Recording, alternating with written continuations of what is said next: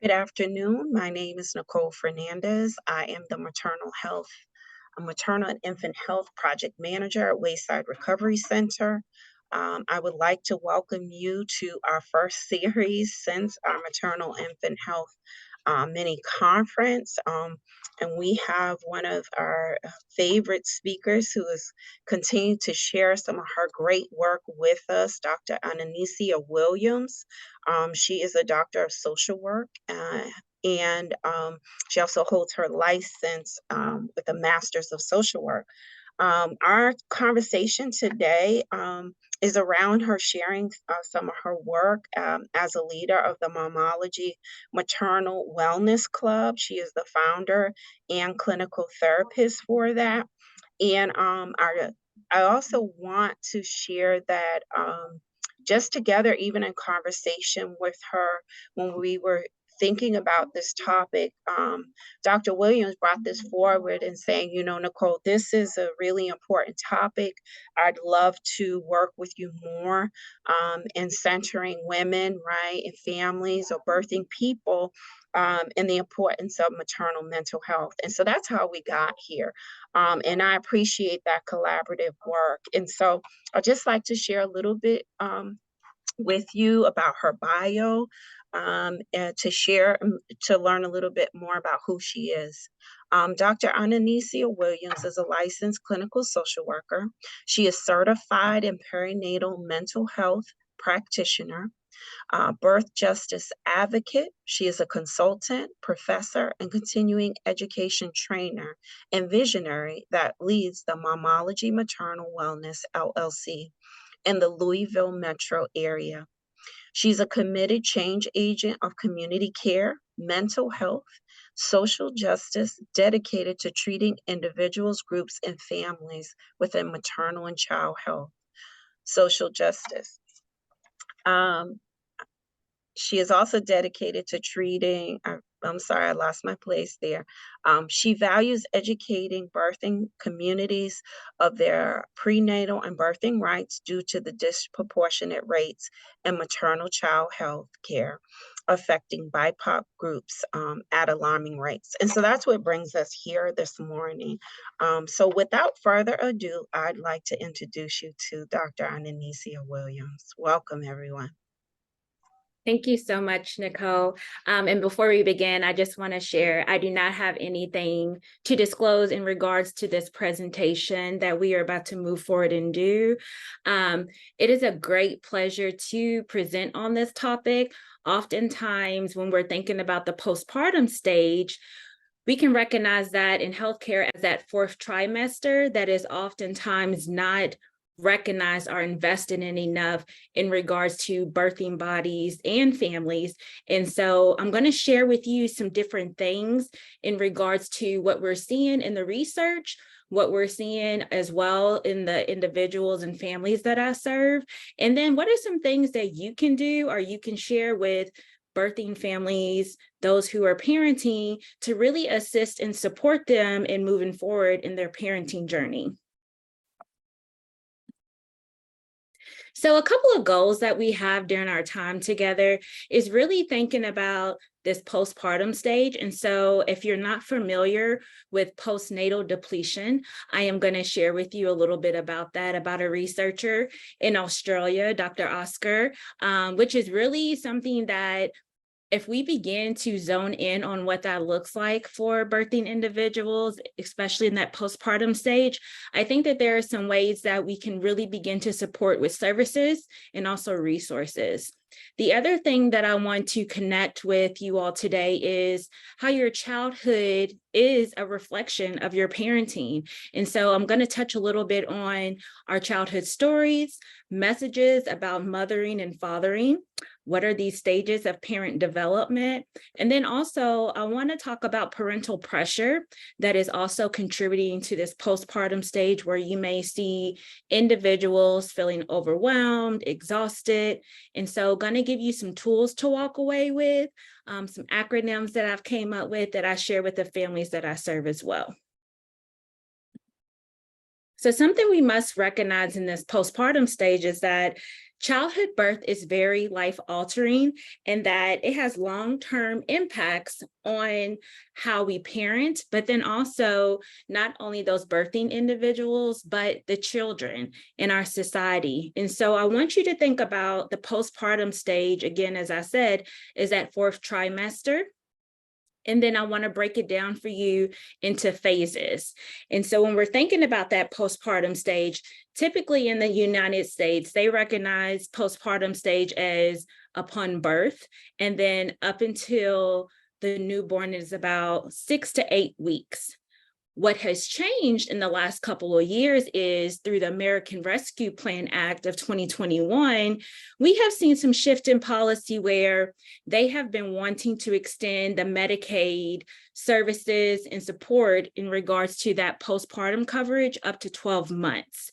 And so while those are things that we may be seeing shift in policy, we are still having a lot of gaps in regards to the services, in regards to the support that really recognizes postpartum stage being beyond that 6 to 8 weeks.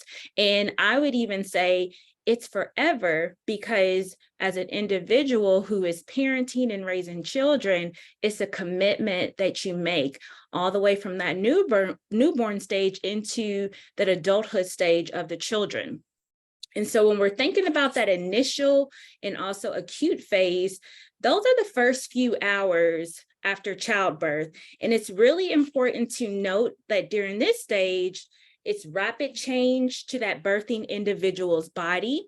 Some things are going on that, if you have noticed in media a lot, we are seeing some maternal health rates that include maternal deaths in regards to things that are complications, not preeclampsia, but eclampsia and hemorrhaging. And so this is that prominent time where healthcare providers should be assessing, screening. Also, if you are a supportive person to that birthing individual, checking in with them, how is their body going? How are they feeling? If you are familiar with the Kira Johnson Foundation and Charles Johnson, who does a lot of policy work, he talked about, that post-birth stage with his wife and how he was noticing things, the change in her body. She was having chills, the blood that was coming out in the pack that was connected to her as well for her urine. And so this is the time that we really have to advocate. We really have to pay close attention to individuals and how they're doing. Then we have that subacute postpartum period, which lasts typically between 2 to 6 weeks. And so this is where that birthing individual is going through recovery. And so that's not only physically, that's mentally as well. So there are emotions happening. Changes can feel less rapid. But what's important to note is typically, even when we're talking about that mental health stage, this is really where we should begin to screen individuals with the postpartum depression scale. And anytime that we are seeing symptoms past that 2 weeks that may look like irritability, insomnia, changes in appetite, things in regards to lots of crying, this is the time that we want to step in and begin to assess and also have interventions to support that birthing individual. It's important to note that research says, especially if you're familiar with Postpartum International, 1 in 7 mothers experience postpartum depression, and that birthing individual, what it looks like in that supportive partner, 1 in 10 individuals will experience postpartum depression. So anytime we're seeing that in the birthing individual, it's quite likely that we can see that in that partner too. So screening is so important during the subacute postpartum period. Then when we go to our next stage, we have that delayed postpartum period, which what research says can last up to 6 months. And what's important to know about this is that change can look subtle, but then also the body is still not fully recovered. the body is restoring itself as far as physically with the muscle tone, connectiveness as well. And then it's important to highlight that during this time, again, I want to bring up, there's a lot of disproportionate rates in the maternal deaths that we are seeing, especially with Brown and Black people when it comes to maternal health.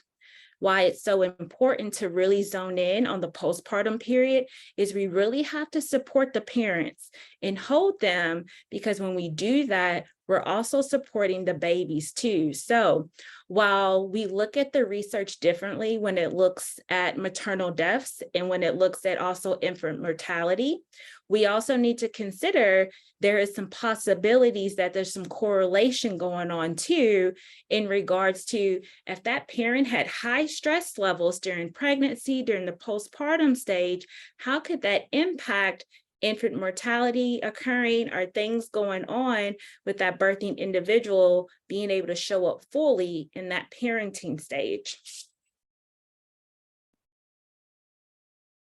So when we're thinking about postpartum stage, we really want to consider what can it look like. And for each person individually, it can look different. But what the research tells us is that collectively, some things that we may see is some insomnia.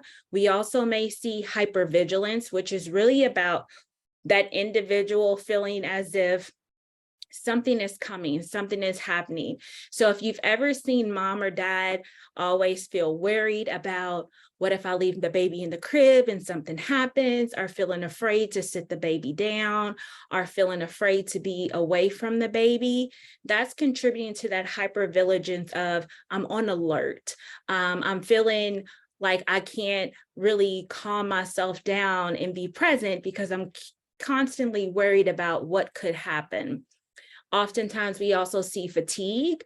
We also see things happening in regards to memory fog. And so oftentimes with the individuals I'm working with, having some complications in remembering just small little things in the day-to-day routine, something that they forgot to do, or just happen to forget things as well. This is also a part of this postpartum stage of what we're talking about, this postnatal depletion.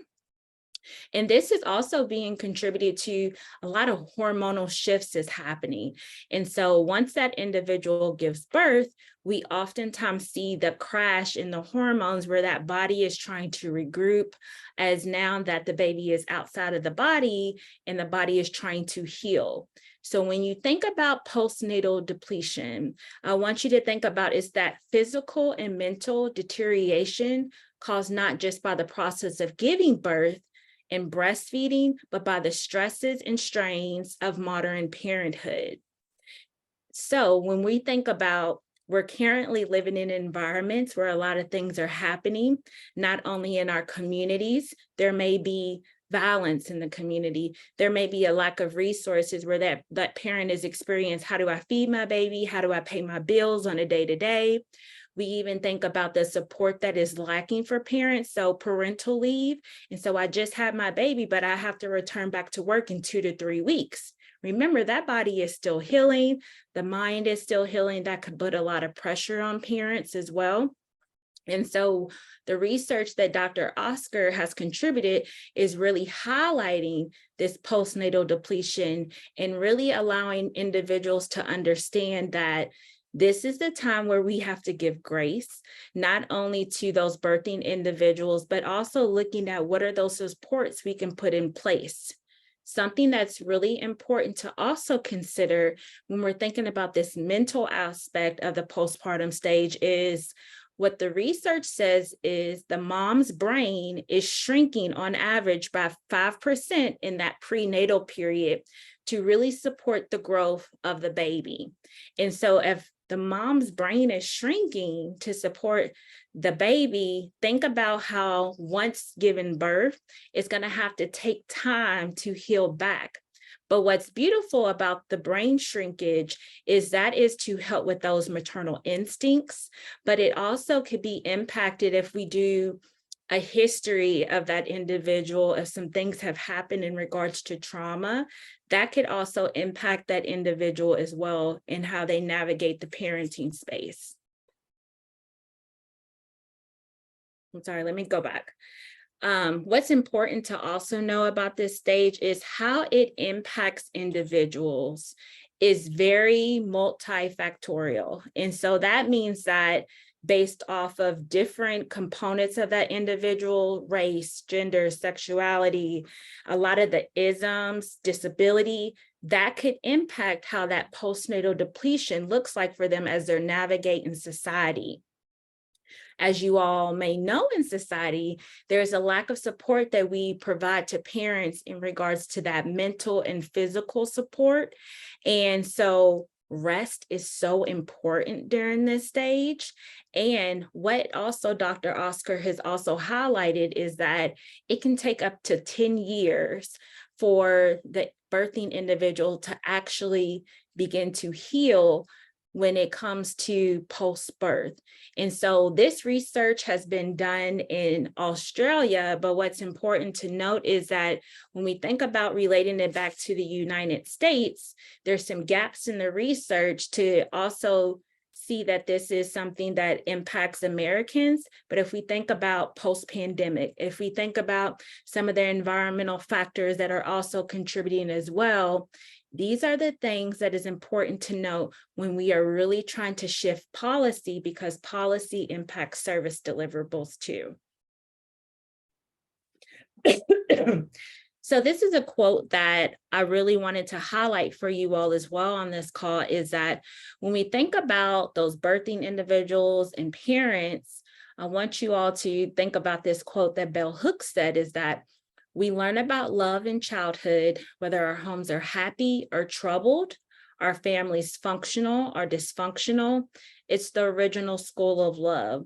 So while we're also talking about this physical and emotional aspect, we also have to consider that when individuals are stepping into that parental role, oftentimes they're taking the knowledge of how they experience being parented and how that shapes how some things they want to take into their parenting are not taken to their parenting based off of what their caregivers provided or did not provide. So this is something that I have created in regards to helping birthing individuals really understand what this parental journey looks like. So there are different events and experiences of our parenting journey that can contribute to the overall being of self. And so we have the stages of the preconception. And so something that I'll always ask individuals is, was your pregnancy planned or unplanned? Because there can be a lot of components in your narrative as far as how you perceive this experience to be for you. This can also give you some understanding of what was the hopes of this individual and how they saw their parenting journey to look like. And then when we're going into pregnancy, it's important to know that different people have different ideas of what their pregnancy experience should look like and they want it to look like. And so picking out names, individuals, oftentimes when I'm working with them one-on-one, there is this thought of, I don't feel comfortable sharing my body with this person. It's like they've taken over. I have to adjust my sleep, maybe my eating habits. And so again, the cost of giving birth is a lot in regards to bringing life into this world. And then we get to this birthing stage when oftentimes this is where once baby is here, we see that a lot of people forget about those birthing people and then also that other caregiver and that birthing partner.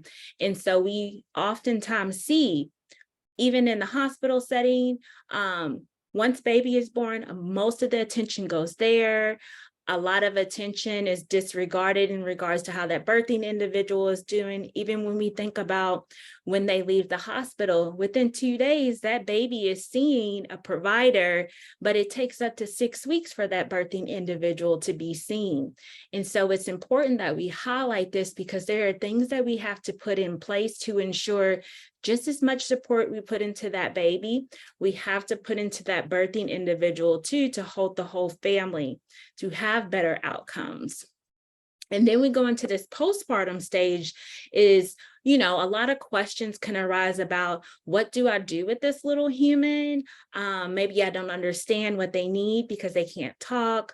What does that cry mean? What does it mean in regards to adjusting to this change that is happening in regards to now my sleep pattern is thrown off. I have to navigate breastfeeding, but also my body recuperating, going back to work or taking time off.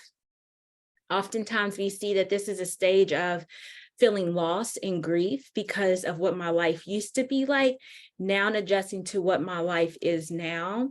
And then we see some things transpire in regards to the partners and them navigating what is it like for our relationship now that there is a little person here. So it may change how we engage with one another, or oftentimes I see in the work that I do, the partner can struggle with all the attention is now on the baby, but what about me? So this is a really important stage in that postpartum period where we have to invest in those relationships with the caregivers and parents to understand how do we still keep our relationship, but still have this relationship with this baby that is now here in our family too.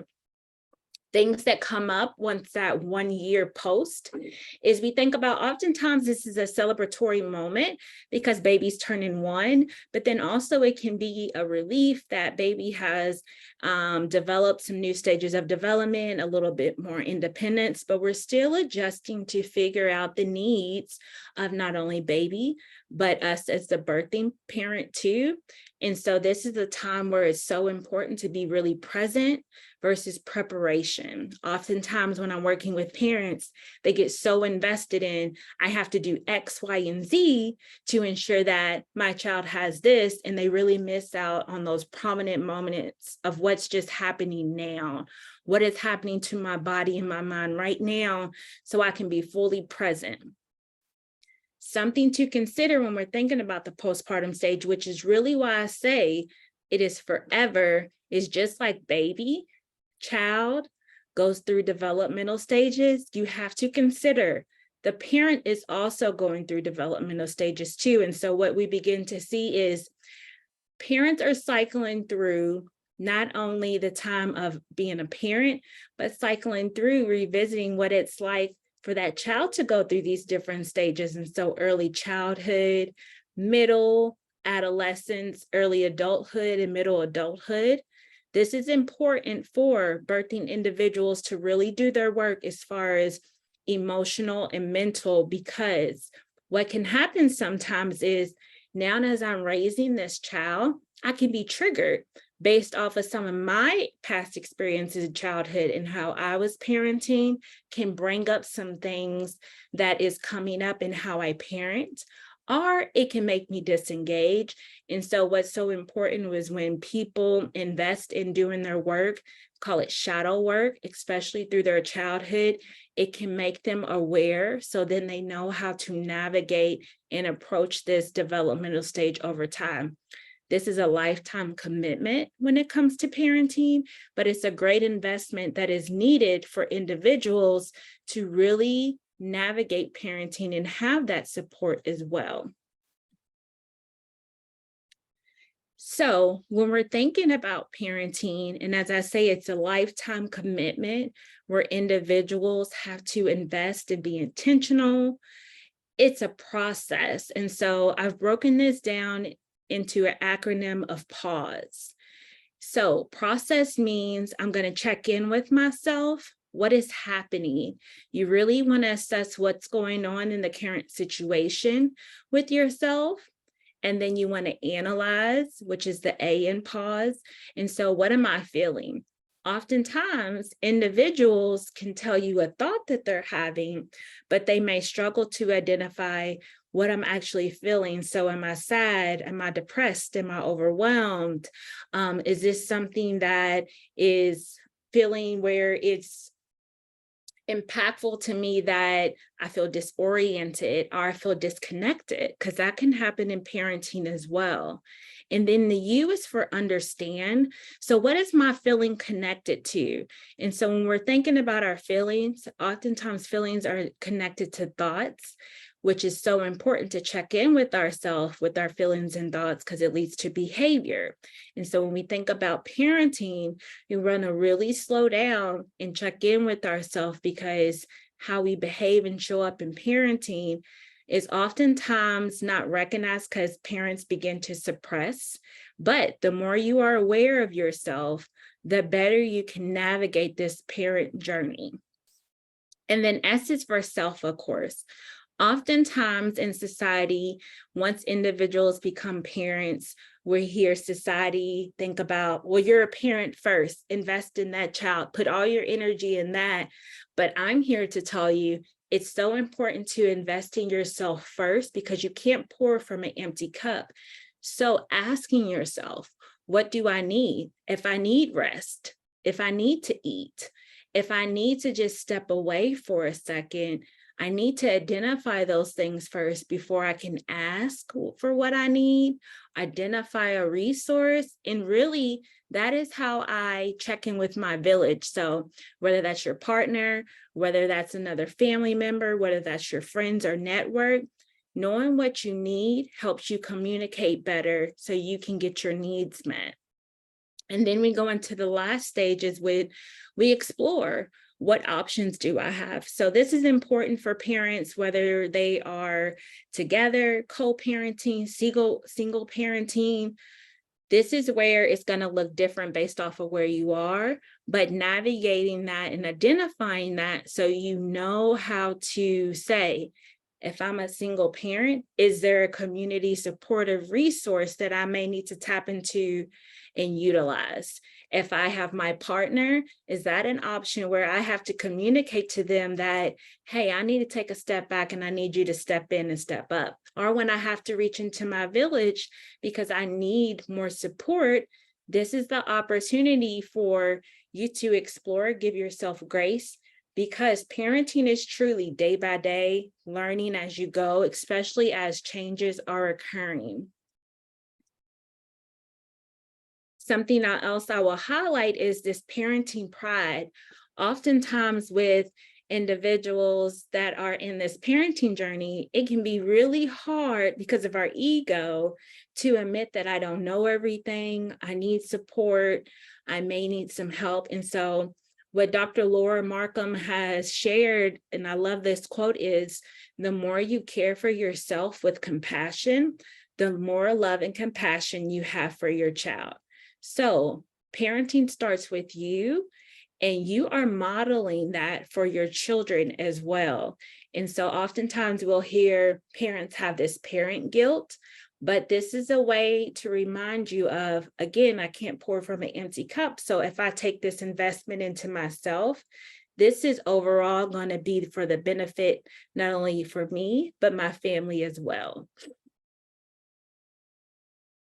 So something that I also like to incorporate and share with parents is that role play.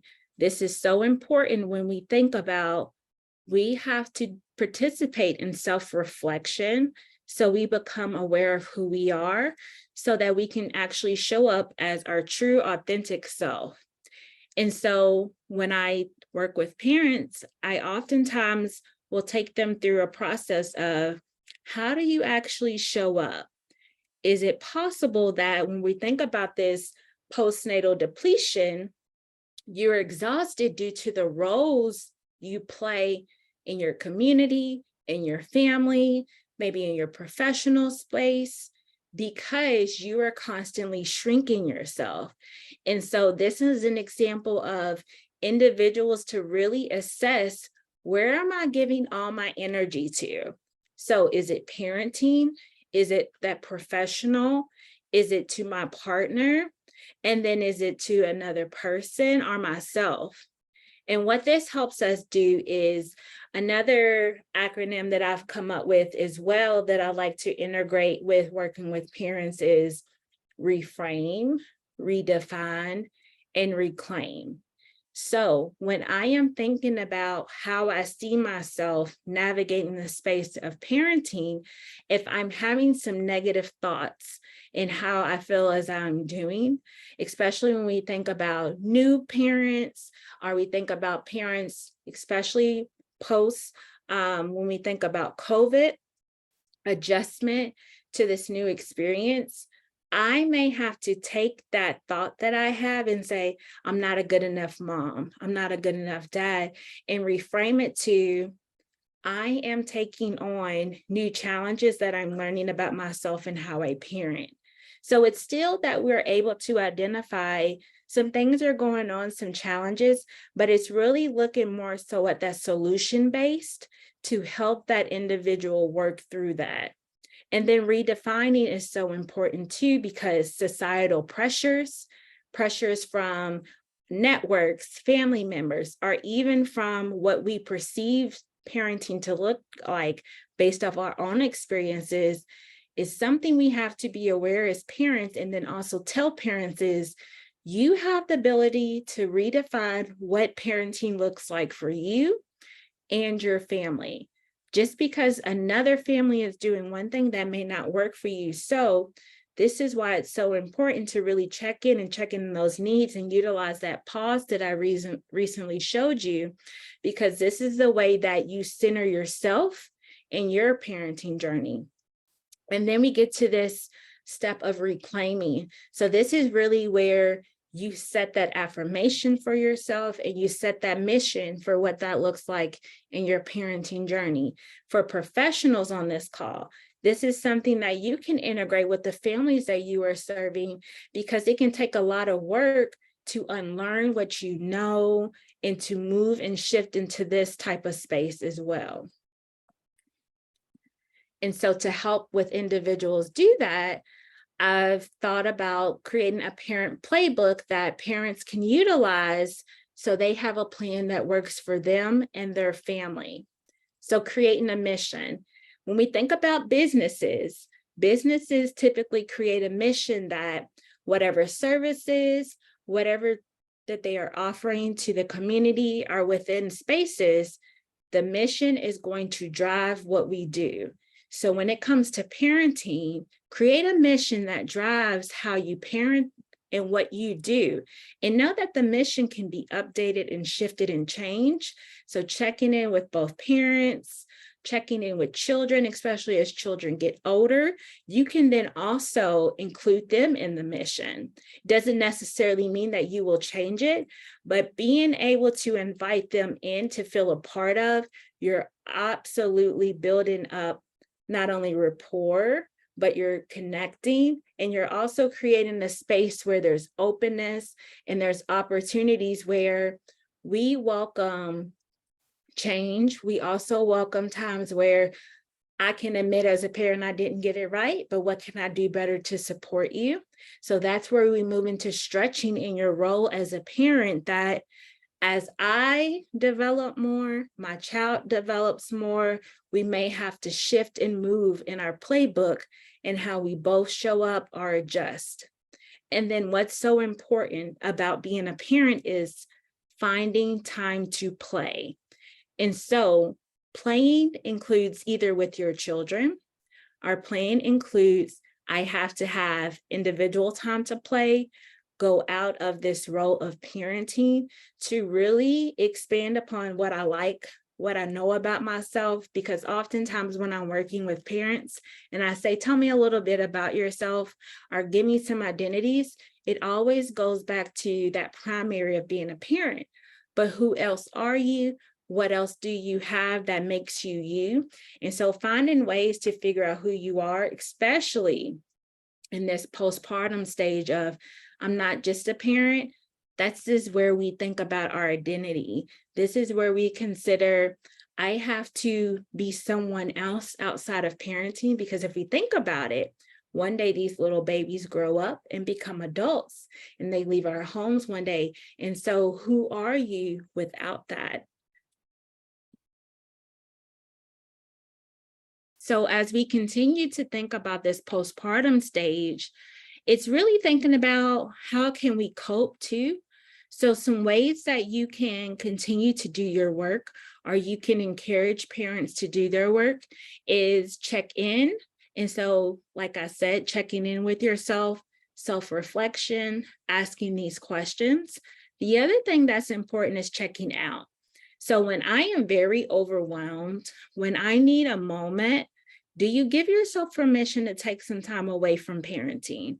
And even if that's, I need 5 minutes, something I love to do is when I'm transitioning from mommy mode, or I'm going into work, or I'm about to go pick up my daughter, I check out and I may sit in the car a little longer than expected, because that is my time to regroup. That is my time to have my peace. Our bedtime, when those kids are put away, that is my time where I do whatever I want. I take care of me. I also may indulge in just silence, but you have to take the time to explore and participate in self-reflection to really identify what are those things that you need.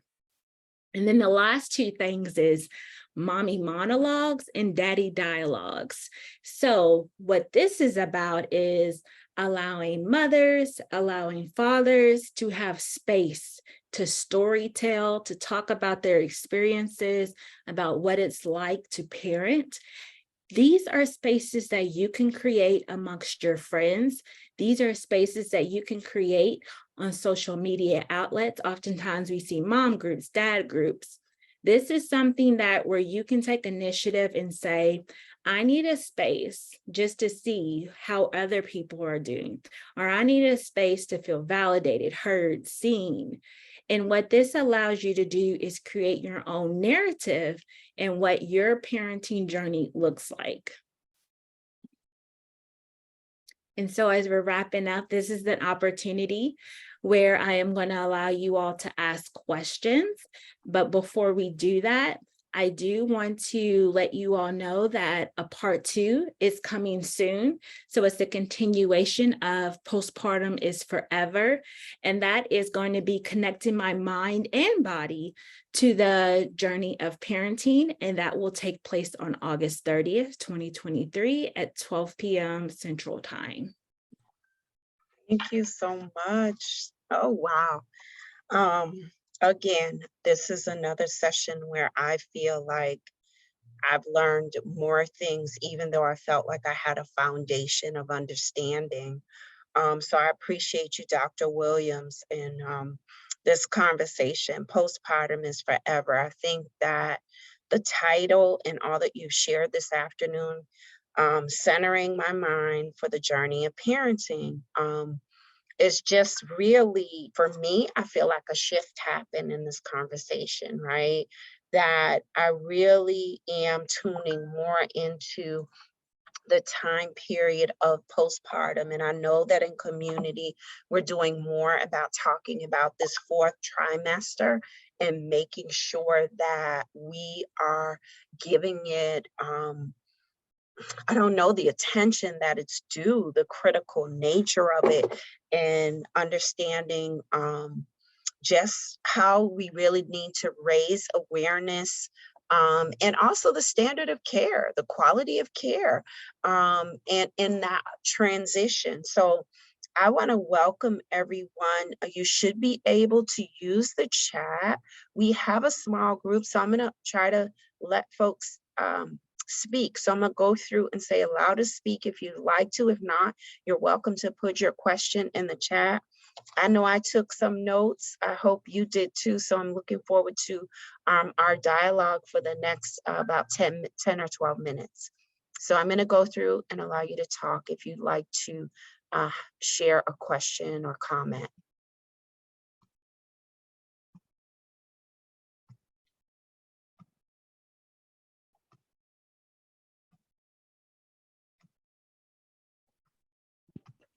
Peace, Yes. everyone. Can you hear me? This is Kiba.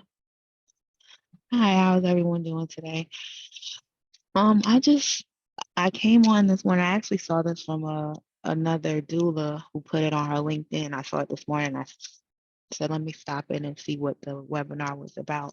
And it really did shift my mind as far as postpartum. Really, when she said it's forever, thinking about my daughter just had her baby. He'll be 5 weeks on Saturday. And all, she's young, she's 19. So she's like, I want to do this. I need to get my hair. I'm like, you just had a baby. You're still in your postpartum phase. Relax.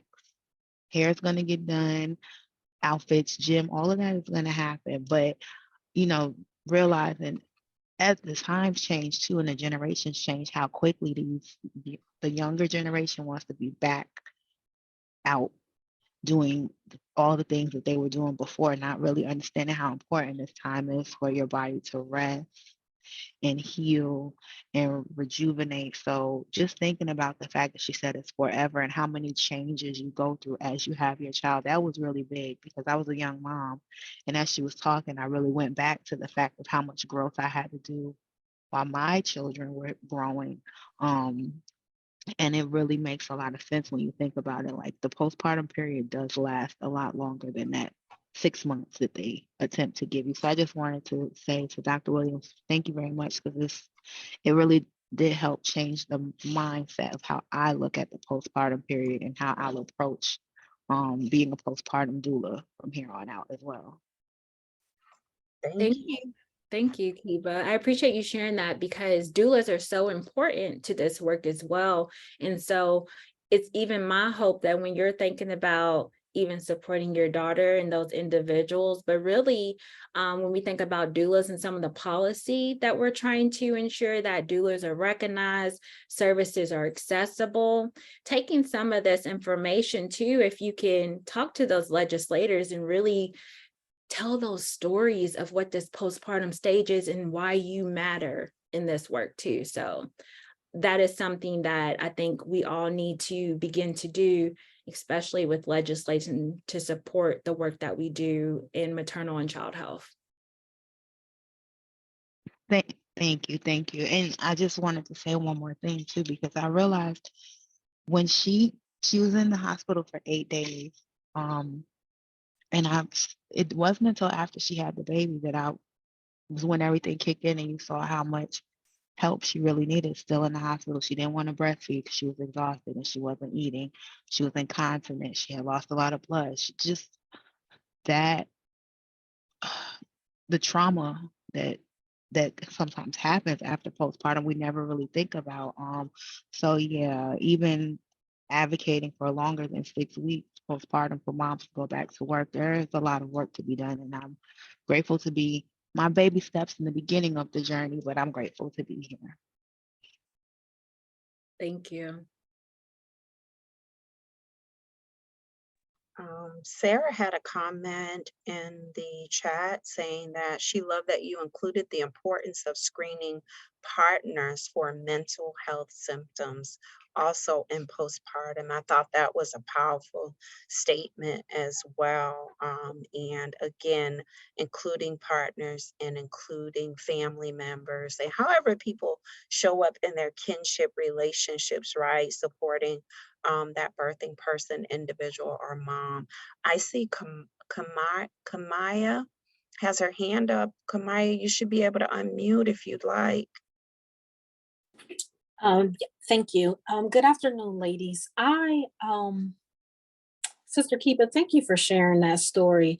For those of us that are in attendance, we've had, if you're over 30 or over 40, we've been able to spend many years in our body, within ourselves. How can we, and this question is open to anybody that's attending the webinar, how can we support our younger mothers during their pregnancy without them feeling attacked or critiqued or defensive about when we, as a community, even I'm attending this webinar today outside of the company that I work for. I'm attending this as an individual because I do see a need when you are working with a younger population that has experienced pregnancy for the first time. They have not been in there, spent much time with their bodies. So when they are that first trimester, that second and third trimester experiencing so many changes, how can we communicate with them? What's the language like? And Um, so, but your experience that you shared with us with your daughter, when you said she wants to go out and get her nails and her hair done, that's great that she has that energy. But what about when it's time to sit down and relax and let our bodies heal? mhm. That's Um, a great question. Something that I'll always practice from is that individuals are experts. And so even with youth, do we create space for them to even share some of their thoughts and ideas? And so sometimes I think we have to do a better job of asking questions to them and exposing them. So whether that's through mentorship, whether that's through modeling, but just inviting them in to tell, because they have things that they want to say. And sometimes I think that they feel either unheard or dismissed, but how can we just engage them in conversation? mhm. I agree, and thank you for this question, Kelly. I think the first thing that popped into my mind is that, um, and I'm almost 55, is that we do have to be better listeners, right? And we also have to adjust for the things that we were raised with that are good, right?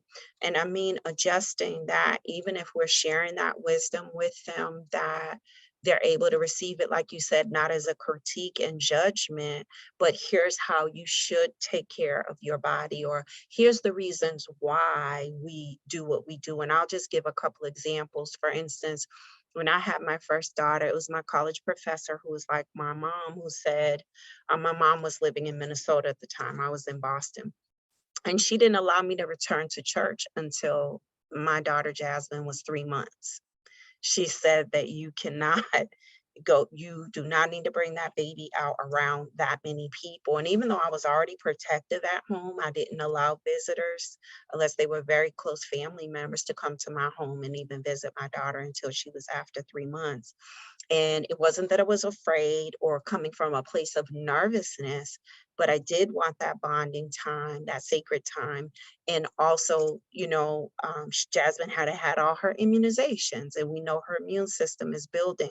So it was more of a caretaking practice that I would like to see my daughters, if they choose, or my son, right, chooses to have children. I would want to share some of these things that we know have been passed down generationally, but also how can we meet our young people if they're feeling in their bodies that they're able to do certain things? How can we support them in a constructive way? And I think of some of the programs here in Minnesota with some new young sisters in our community, that have had children recently, and I've been giving them resources of the Diva Moms or Nubian Moms or Chocolate Milk Moms, so that they know there's these support groups that are there, where if they don't feel comfortable sharing certain things with their family, right? So I think also giving young people resources outside of them, as well as I've been sharing the Earth app with them. I've been sharing Willomi with them.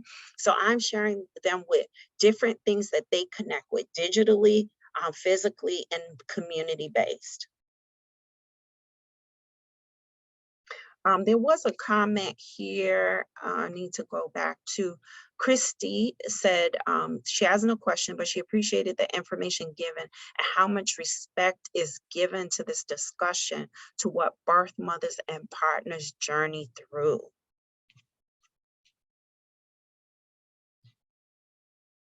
Thank you, Christy. Any other question or comment? I see something for Jennifer here in the chat. It says, I'm not in a client facing role, but I have several people in my circle who are pregnant and newly parenting. Your presentation has helped me really examine my perspectives on their journeys as well as my own. I am trying to conceive. Thank you. Thank you so much, Jennifer. And I appreciate you all sharing too, because we think about community care is so important, especially in the postpartum stage. And so if you don't know what you could offer to those birthing parents, especially in that postpartum stage. Ask questions. Something that I've seen happen within my network is meal trains. That has been very beneficial, where we can come together and to take some pressure off those parents. We assign days, and I may pick up a meal and take it to them that day, but something as small as that could really be life-changing and so beneficial, where they don't have to worry about eating. Because as you know, in those early stages, oftentimes you forget to just take care of yourself. Yes, I've heard that come up as well. Any other questions or comments? Okay, there's a new comment in the chat. It says, some of us, this is Kari, some of us have created programs to support the mental well-being and self-care of parents during the postpartum stage. She's sharing, it looks like Z, U of M, EDU, 40 days. And I know that the U of M also has a lot of great work happening in their public health department. And she's also saying we need so much more support for birthing parents. Teresa Ortiz Reich is also saying, thank you for excellent presentation. I do have a couple of other reflections that I would like to share before we go. When you said, what are my feelings connected to? Oh my goodness. Even just for ourselves, right? To think about some of the feelings that we're feeling. Sometimes we don't understand what they're connected to, or we do, and we might be afraid to share, right? I don't feel connected to my baby right now, or I'm just exhausted. You feel guilty even saying, I'm too tired to hold my baby, right? Could you even say that out loud? And that just, there was just some empathy in that helped me to recalibrate too, right? And our support. Do you really allow people to say to you, here's what I am feeling, and this is what it's connected to? And I just thought that was just a whole deeper way of listening and hearing the needs of someone else. And I just thought that came from such a beautiful place of empathy and care as I saw that that was mentioned. Um, the adjustments for parenting and the transition, and when you said the mom's brain is shrinking during the time, like I've always heard, oh, be good to your body, give your body food. It's always been related to food, to feed your body, but not taking care of yourself emotionally or mentally or physically being in this body to embrace this change. I didn't think about it like that. And when you talked about the physiological piece, right? The biological piece that's actually changing. I don't know that we in community really have a full understanding of that. Agree. So in part 2, we're going to go a little deeper into that. And so hopefully you all will return and invite some individuals as we go deeper into that as well. Thank you. Well, Um, oh, go ahead. I'm sorry. I'm sorry, I did have one question. You brought something up and it made me think of when she spoke on shadow work and doing our work, prior to dealing with anyone. And I just had did she have any recommendations? Because I've been like looking into it, but haven't really found the right avenue to really start my shadow work. But I do know that that is a necessity to make sure we're not bleeding on anybody else. Yes.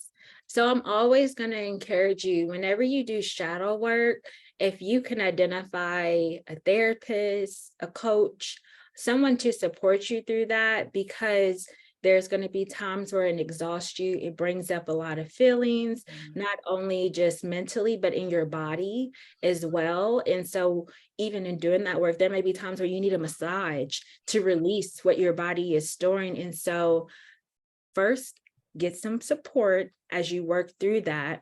But a book recommendation that I want to tell you all about is It Didn't Start With Me.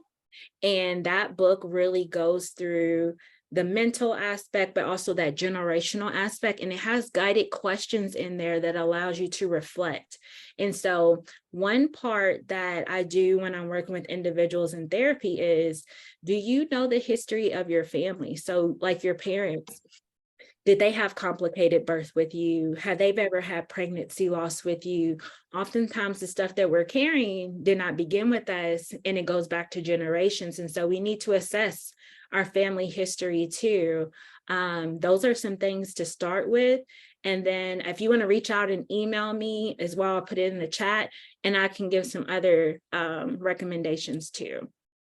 Wonderful, wonderful. And on that note, I want to concur again that we have been doing listening circles in our community locally, and the power of storytelling is also another way to connect, make them intergenerational conversations.